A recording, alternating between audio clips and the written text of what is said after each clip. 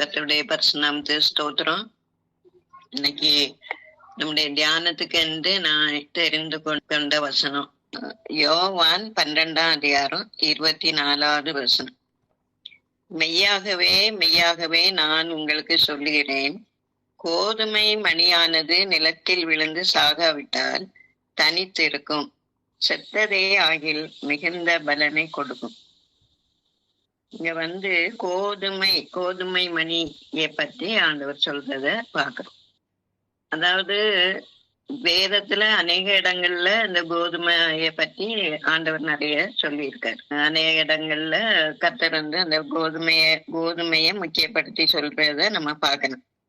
இங்க நம்ம பார்க்கிறோம், கோதுமை மணியானது நிலத்தில் விழுந்து சாகாவிட்டால் தனித்திருக்கும். இப்ப ஒரு விதைய விதைக்கிறோம்னா அந்த விதை அந்த விதைக்கும் போது அது அங்க அதுக்குள்ள கிரியையெல்லாம் நடப்பிச்சு அது சாகும். அது எல்லாம் அதுக்கு உருவம் முழுசையுமே அது இழந்த பிறகுதான் அது என்ன செய்யுது, திரும்ப துளிர் விட்டு வேற புதிதான மணிகளை கொண்டு வருகிறதா காணப்படுகிறது. ஆனா இந்த கோதுமையை பற்றி நம்ம பார்க்கும்போது நம்ம நினைக்கிறோம் ஏதோ விதைய போட்டாச்சு அது வளர்ந்துரும் அப்படி இருக்கும். நானும் அப்படிதான் நினைச்சிட்டு இருந்தேன். ஆனா இந்த கோதுமைக்கு என்னன்னா, கோதுமை இப்ப இந்த நேரத்துல இங்க நார்த்துல கோதுமை அறுவடை நடந்துட்டு இருக்கும். ஆனா அந்த வயலை பார்க்கும் போதே அது ஒரு அழகா இருக்கும். அதே நேரத்துல அதை ரெண்டு விதமா பார்க்கலாம். எப்படி பார்க்கலாம்னா, ஒண்ணு முதிர்ந்த கோதுமை மணிகளா இருக்கும். அதாவது அது அறுக்கிறதுக்கு அந்த அறுப்புக்கு அது ஏற்றதா, அந்த அறுக்கக்கூடிய நேரத்துல காணப்படுகிற அந்த மணிகள் அது பார்க்கறதுக்கு அப்படி ஒரு அழகா இருக்கும். நான் அங்க இருந்து கிராமத்துக்கு நான் போகும்போது அந்த வயல் தான் ரெண்டு பக்கமும் அதை அப்படியே பார்த்துட்டே போவேன். ஆனா அதுல சிலது அது முதிரக்கூடிய அந்த நிலைக்கு வந்திருக்காது. பச்சையும் கொஞ்சம் அந்த மஞ்சள் கலர் அப்படியே இது மாதிரி அப்படியே இருக்கும். கதிர் வந்ததும் அப்படியுமா இருக்கும். ஆனா அதை விட இந்த முதிர்ந்து இருக்கிற அந்த கோதுமை மணி அது பார்க்கறதுக்கே ஒரு அழகா இருக்கும். அதாவது அந்த வயலை அப்படியே பார்த்துட்டே இருக்கலாம் போல இருக்கும். அப்படியே எல்லாம் ஒரே அளவுக்கு அப்படியே வளர்ந்து கதிர் அப்படியே இருக்கும். ஆனா இந்த கதிர் அதுல வரணும்னா அந்த கதிர் வந்திருக்கு. அதே நேரத்துல அது முழுசுமா அது ஒரு திராணிப்பான ஒரு கோதுமை மணியா மாறணும்னா அதுக்கு குளிர்ச்சியான சூழ்நிலை குளிர்ந்த நேரத்துல, இந்த குளிர் நேரத்துலதான் இந்த கோதுமையை விதைப்பாங்க. அதாவது ஜனவரி அப்படி அந்த நேரங்கள்லதான் இந்த கோதுமை விதைக்கப்படும். அப்ப இந்த கோதுமை விதைக்கப்பட்டு அது திருப்பி அவங்க நாட்டெல்லாம் நட்டு எடுத்து அதுக்கு பிறகு அது மணியா மாறும்போது அது உடனே மணியாட்டு மாறுறது இல்லை. அது அப்படியே இருந்து அது வந்துரும் அப்படின்னு சொல்லி நம்ம நினைக்க கூடாது. அதே நேரத்துல அந்த குளிர் நேரத்துல ஒரு காற்று வீசும். அந்த காற்றுலதான் அந்த கோதுமைக்குள்ளால அந்த பால் அடைக்கப்படுது. அந்த குளிர்ந்த காற்று அந்த கோதுமைக்குள்ளால அடைக்கப்படுது.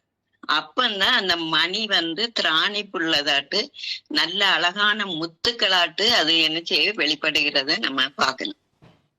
அதே மாதிரி இந்த கோதுமை மணி, அதாவது அந்த கோதுமைய விதைச்சிட்டாங்க. ஆனா அந்த ஒரு கோதுமை மணி அந்த நிலத்துல விழுந்து அது முழுசுமா தன்னை அர்ப்பணித்ததுனாலதான் இங்க என்ன செய்கிறது, பல மணிகளை அது கொண்டு வருகிறத நம்ம பார்க்கணும். அப்ப இந்த குளிர்ச்சியான சூழ்நிலை அப்படின்னு பார்க்கும்போது அந்த காற்று, அதே நேரத்துல அந்த காற்று அடிக்குதே அப்படின்னு சொல்லிட்டு மனுஷன் அதுல போய் இருக்க முடியாது. மனுஷன் இருந்தா என்ன செய்வாங்க, உடனே ஐயோ சொட்டரை போடப்ப, ஆஃப் சொட்டரை போடு, ஃபுல் சொட்டரை போடு, அது இல்லையா இன்னும் ஜாக்கெட்டை போடு, சாலை மூடு, இப்படிதான் அங்க நடக்கும். அந்த காற்று மனுஷனுக்கு ஒத்து வராது. ஆனா கர்த்தர் எவ்வளவு பெரியவர் பாருங்க. அந்த கோதுமை மணிக்குள்ளால அந்த அது உள்ளுக்குள்ளால இருக்கிற அந்த அந்த ஒரு அந்த அந்த வெள்ளையா இருக்கிற அந்த பகுதி அதுல உருவாகணும்னா அந்த காற்று வீச வீச வீச அதுல பால் அடைக்கப்படுகிறத நம்ம பார்க்கணும். கர்த்தர் எவ்வளவு பெரியவர் பாருங்க. நம்ம நினைக்கிறோம் ஏதோ வயல்ல விதைக்கிறாங்க அது வந்துருக்கு அப்படின்னு, நெல்லுக்கும் அது ஏதோ சொல்லுவாங்க. ஆனா இது நம்ம நினைக்கிறதற்கு மேலாக ஆண்டவர் செய்கிற ஒரு காரியம். அப்படிப்பட்ட ஒரு காரியத்தை இங்க ஆண்டவர் செய்கிறார். அப்ப இந்த கோதுமை மணி நம்ம ஒவ்வொருவரையும் ஆண்டவர் கோதுமை மணியாதான் வச்சிருக்காரு. அப்ப இந்த கோதுமை மணியானது சாகணும்னா எப்படி? நம்ம நம்மளை அர்ப்பணிக்கணும். மற்றவங்களுக்காக நம்ம அர்ப்பணிக்கும் போது நம்ம அநேக மணிகளை நம்ம கொண்டு வர முடியும்.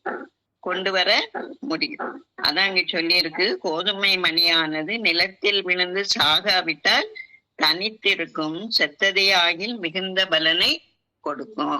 அப்ப நம்மளதானே மற்றவங்களுக்காக அர்ப்பணித்து அவங்களுக்கு சுவிசேஷத்தை சொல்லும் போது நம்ம எவ்வளவுதான் நமக்கு கஷ்டங்கள் வந்தாலும் அந்த ஆத்துமாக்களை நம்ம பெற்றுக்கொள்ளும்படியாக கர்த்தர் என்ன செய்யறாரு, அந்த இடத்துல உதவி செய்யறார். பல கோதுமை மணிகளை நம்ம கொண்டு வர முடியும். யோவான் 12:25, தன் ஜீவனை சிநேகிக்கிறவன் அதை இழந்து போவான், இந்த உலகத்தில் தன் ஜீவனை வெறுக்கிறவனோ அதை நித்திய ஜீவ காலமாய் காத்து கொள்வான். அப்ப ஜீவனை நேசிக்கிறோம். நம்ம இன்னைக்கு நம்ம நேசிக்கிறோம். நம்ம நேசித்து ஐயோ நான் இதெல்லாம் எப்படி செய்ய முடியும் அப்படின்னு சொல்லி நம்ம அப்படி இருந்தோம்னா நம்முடைய அந்த ஜீவனை நம்ம என்ன செய்யறோம், சிநேகிக்கிறவன் அந்த தன் ஜீவனை சிநேகிக்கிறவன் அதை இழந்து போவான், இந்த உலகத்தில் தன் ஜீவனை வெறுக்கிறவனோ அதை நித்திய ஜீவ காலமாக காத்து கொள்வான். அப்ப நம்முடைய ஜீவனை நம்ம வெறுக்க வேண்டிய ஒரு சூழ்நிலை கர்த்தராகிய இயேசு கிறிஸ்து அந்த இடத்துல சொல்றத நம்ம பார்க்கலாம். லூக்கா 22:31 நம்ம பார்க்கிறோம். பின்னும் கர்த்தர், சீமோனே சீமோனே, இதோ கோதுமையை சுலகினால் புடைக்கிறது போல சாத்தான் உங்களை புடைக்கிறதற்கு உத்தரவு கேட்டுக்கொண்டான். நானோ உன் விசுவாசம் ஒளிந்து போகாதபடிக்கு உனக்காக வேண்டிக் கொண்டேன். இங்க பேதுருகிட்ட ஆண்டவர் சொல்றத நம்ம பார்க்கணும். அதாவது சீஷர்கள் எல்லாரும் இருக்கும்போதுதான் ஆண்டவர் அதை சொல்றாரு. ஆனா விசேஷமா அது சீமோனுக்காக அதை சொல்றத நம்ம பார்க்கணும். சீமோனே சீமோனே, இதோ கோதுமையை சுலகினால் புடைக்கிறது போல சாத்தான் உங்களை புடைக்கும்படியாக உத்தரவு கேட்டுக்கொண்டான். நானோ உன் விசுவாசம் ஒளிந்து போகாதபடி உனக்காக வேண்டிக் கொண்டேன். இன்னைக்கு அநேக நேரங்கள்ல நம்ம என்ன செய்யறோம், விசுவாசத்தை இழந்து போனவங்களா காணப்படுறோம். பேதுருவன் நம்ம பார்க்கும்போது, சீஷர்களை பார்க்கும்போது ஆண்டவரோடு கூட இருந்தாங்க, அவரோடு கூட எல்லாத்தையும் செய்துதான் இருந்தாங்க, அவர் செய்த எல்லா அற்புதங்களையும் பார்த்தாங்க, எல்லாவற்றையும் அவங்க பார்த்துக்கிட்டு தான் இருந்தாங்க. ஆனாலும் அவருடைய அந்த மரணம் வருகிற அந்த நேரத்துல, அவரை சிலுவையில ஒப்பு கொடுத்த நேரத்துல எல்லாருமே ஓடிட்டாங்க. பேதுரு அவரை மறுதளிச்சுட்டான். அப்படிப்பட்ட அதான் முதலாவதே ஆண்டவர் சொல்லிட்டாரு, சாத்தான் உங்களை புடைக்கிறதற்கு உத்தரவு கேட்டுக்கொண்டான், ஆனா நானோ உன் விசுவாசம் ஒழியாதபடி நான் வேண்டிக் கொண்டேன் அப்படின்னு சொல்லி. அப்ப இன்னைக்கு நம்மளையும் அப்படிதான், கோதுமைய சுலகில படைக்கும் போது அது ஒரு சவுண்டு, அதே வேற மாதிரியா இருக்கும். அரிசி அது இதெல்லாம் நம்ம படைக்கிறத விட இந்த கோதுமை படைக்கும் போது அந்த சவுண்டே ஒரு வித்தியாசமா தான் இருக்கும். அப்படி அந்த சுலகில போட்டு புடைக்கும் போது எவ்வளவு வேதனை. அப்படிப்பட்ட சூழ்நிலையில தான் உங்களை புடைக்கும்படியாக சாத்தான் உத்தரவு கேட்டான். ஆனா நான் உன் விசுவாசம் ஒளிந்து போகாதபடி நான் வேண்டிக் கொண்டேன். அப்ப கர்த்தர் அந்த இடத்துலயும் என்ன செய்யறாரு, அவங்களுக்காக வேண்டிக் கொள்ளுகிறதுதான் நம்ம பாக்குறோம். நான் உன் விசுவாசம் ஒளிந்து போகாதபடி நான் கேட்டுக்கொண்டேன் அப்படின்னு. அப்ப பேதருக்கு ஒரு எச்சரிப்பின் சத்தத்தை ஆண்டவர் என்ன செய்யறாரு, அந்த இடத்துல கொடுக்கிறத பாக்குறோம். அடுத்தபடியா நம்ம மத்தேயு 13ஆம் அதிகாரத்துல நம்ம பார்க்கலாம். 24 வரை அந்த வசனம் இருக்கு. அதனால சுருக்கமா நம்ம பார்க்கலாம். 24 நம்ம பார்க்கிறோம்.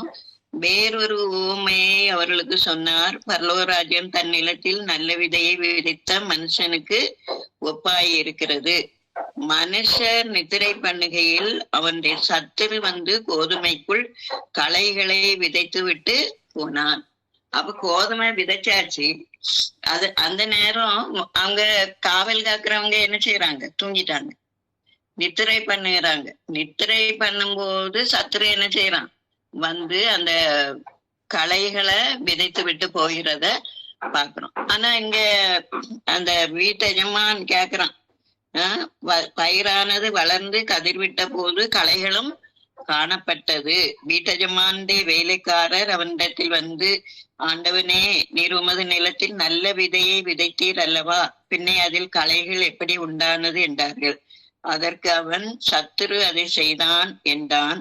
அப்பொழுது வேலைக்காரர், நாங்கள் போய் அவைகளை பிடுங்கி போட உமக்கு சித்தமா என்று கேட்டார்கள். அதற்கு அவன், வேண்டாம், களைகளை பிடுங்கும் போது நீங்கள் கோதுமையும் கூட வேரோடே பிடுங்காதபடிக்கு இரண்டையும் அறுப்பு மட்டும் வளர விடுங்கள். அறுப்பு காலத்தில் நான் அறுக்கிறவர்களை நோக்கி, முதலாவது களைகளை பிடுங்கி அவைகளை சுட்டரிக்கிறதற்கு கட்டுகளாக கட்டுங்கள், கோதுமையோ என் களஞ்சியத்தில் சேர்த்து வையுங்கள் என்பேன் என்று சொன்னான் என்றார். அப்ப இங்க ரெண்டு காரியத்தை நம்ம பாக்குறோம். ஒண்ணு களைகள், இன்னொன்னு கோதுமை. அப்ப அந்த களைகள் எல்லாம் எங்க போகுது? அது சுட்டெரிக்கிறதற்கு அதை கட்டி என்ன செய்யறாங்க? அதை எரிச்சு போடுவாங்க.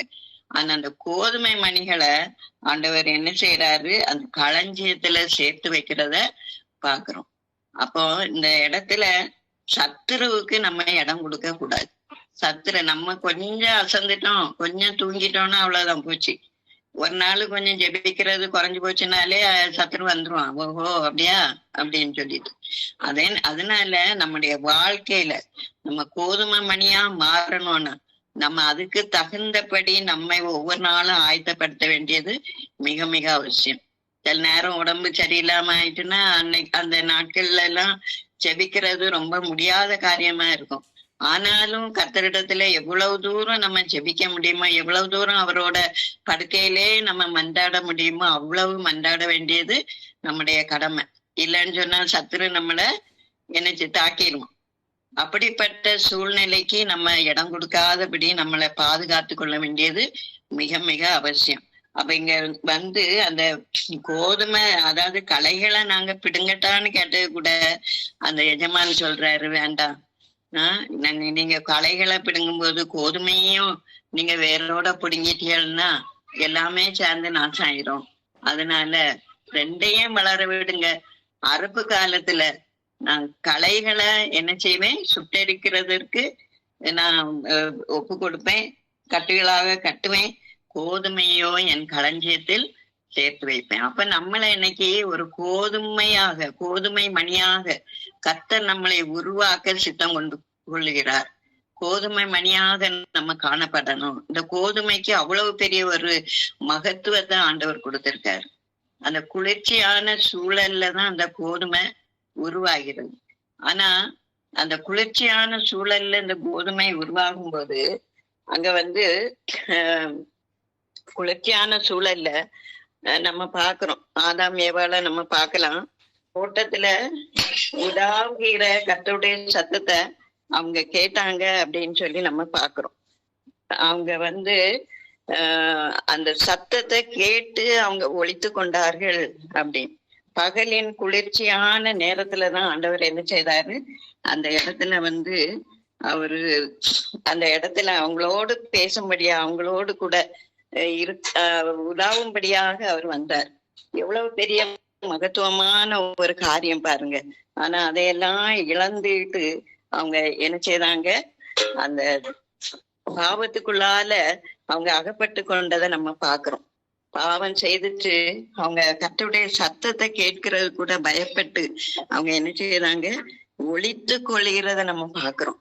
இன்னைக்கு அந்த குளிர்ச்சியான வேளையில கர்த்தர் நம்மளோடு கூட பேசும்படியாக கர்த்தர் நம்மளையும் கூட என்ன செய்யறாரு, அவரு அவர் வந்து நம்மளோடு கூட அவர் குளிர்ச்சியான வேலைன்னு நம்ம சொல்லும் போது அது வந்து முற்றிலுமா மாறுபட்ட காலையில நம்ம எழுந்தும் போது அந்த குளிர்ச்சியான சூழலை நம்ம என்ன செய்யலாம், நம்ம வந்து அத குளிர்ச்சியான சூழலை நம்ம வந்து அனுபவிக்க முடியும். இப்ப இங்க வந்து ஒரு 2 நாளைக்கு முந்தி மழை பெய்யுது. அப்படியே அந்த சூழ்நிலைமை அப்படியே மாறிட்டு, சூடெல்லாம் அப்படியே மாறிட்டு. இப்ப என்னன்னா ஒரே குளிர். இவங்க வந்து சொல்லுவாங்க, நீ ஃபேன் போடாத, எனக்கு ஃபேன் வேணும். அப்படி 2 பேருக்குள்ளால அப்படி பிரச்சனை நடக்கும். அப்படிப்பட்ட ஒரு சூழ்நிலையை ஆண்டவர் தந்திருக்காரு. கர்த்தர் வந்து பெரியவர். அவர் அந்த குளிர்ச்சியான வேளையில நம்மளோடு கூட உலாவும்படியாக, நம்மளோடு கூட பேசும்படியாக கர்த்தர் நம்மோடு கூட இருக்கிறதற்கு அவர் வாஞ்சை உள்ளவராக காணப்படுகிறார். நம்ம இன்னும் ஒரு வசனத்தை நம்ம பார்க்கலாம். மத்தேயு 3:12. தூற்று கூட அவர் கையில் இருக்கிறது, அவர் தமது களத்தை நன்றாய் விளக்கி தமது கோதுமையை களஞ்சியத்தில் சேர்ப்பார், பதரையோ அவியாத அக்னியில் சுட்டெரிப்பார். தூற்றுக்கூடை, அதாவது கோதுமை நம்ம கோதுமையை அறுத்தாலும் அதுல களைகள் இருக்கோ இல்லையோ, ஆனா அதுலயே என்ன இருக்கு, பதர் இருக்கு. அந்த பதரை அதை தனியா எடுக்கணும்னா ஒரு தூற்றுக்கூடை தேவை. அப்ப இந்த தூற்றுக்கூடை அவர் கையில இருக்கு.